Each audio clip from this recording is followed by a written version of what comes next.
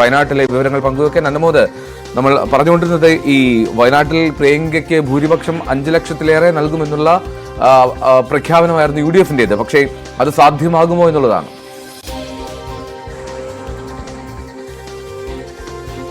തീർച്ചയായും അത് തന്നെയാണ് ഏറ്റവും വലിയ ചോദ്യം ഉയരുന്നത്. എന്തായാലും UDF ക്യാമ്പിന് പോലും ഇപ്പോൾ 5 ലക്ഷം എന്ന വലിയ പ്രതീക്ഷ അവർ പങ്കുവെക്കുന്നില്ല. മറിച്ച് രാഹുൽ ഗാന്ധി നേടിയതിനേക്കാൾ ഭൂരിപക്ഷം പ്രിയങ്ക നേടും, 4 ലക്ഷത്തിലേറെ വോട്ടുകളുടെ ഭൂരിപക്ഷം നേടുമെന്നൊരു പ്രതീക്ഷയാണ് അവർ പങ്കുവെക്കുന്നത്.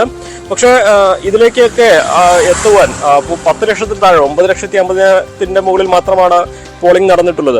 അതിലൊരു 60% വോട്ടുകൾ പ്രിയങ്കയ്ക്ക് നേടുമെന്നൊരു ആത്മവിശ്വാസമാണ് അവർ പങ്കുവെക്കുന്നത്.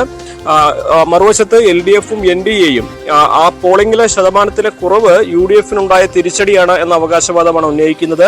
ഇത് അടിച്ചേൽപ്പിച്ചൊരു തെരഞ്ഞെടുപ്പാണെന്ന വാദമാണ് LDF തുടക്കം മുതൽ തന്നെ പ്രചരണത്തിൽ ശക്തമായിട്ട് ഉപയോഗിച്ച ഒരു വാദം.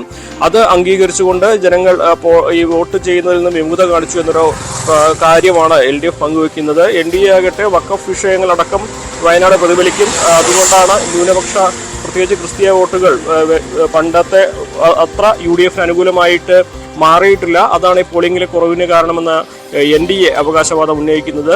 എന്നാണെങ്കിലും ഇവിടെ ഫലത്തിൽ വലിയ ആശങ്കയൊന്നും ആർക്കുമില്ലെങ്കിൽ പോലും ഭൂരിപക്ഷത്തിൽ നേടുന്ന കുറവ് പോലും UDF-നെ സംബന്ധിച്ച് വലിയ തലവേദന ഉണ്ടാക്കുന്ന അല്ലെങ്കിൽ ഒരുപാട് വിശദീകരണം നൽകേണ്ട സാഹചര്യം ഉണ്ടാകുമെന്നുള്ളതാണ് പ്രധാനപ്പെട്ട ഒരു കാര്യം.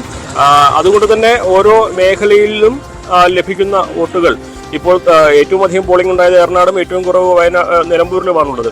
ആ ഓരോ മേഖലയിലും രാഹുൽ ഗാന്ധിക്ക് ലഭിച്ച വോട്ടുകളുടെ താരതമ്യം ഉറപ്പായിട്ടും ഉണ്ടാകും. അതുകൊണ്ട് തന്നെ പോളിംഗിലെ കുറവ് അത് ഭൂരിപക്ഷത്തിൽ എത്രത്തോളം പ്രതിഫലിക്കും എന്നുള്ള കാര്യമാണ് ഇവിടെ UDF ഉറ്റുനോക്കുന്നത്.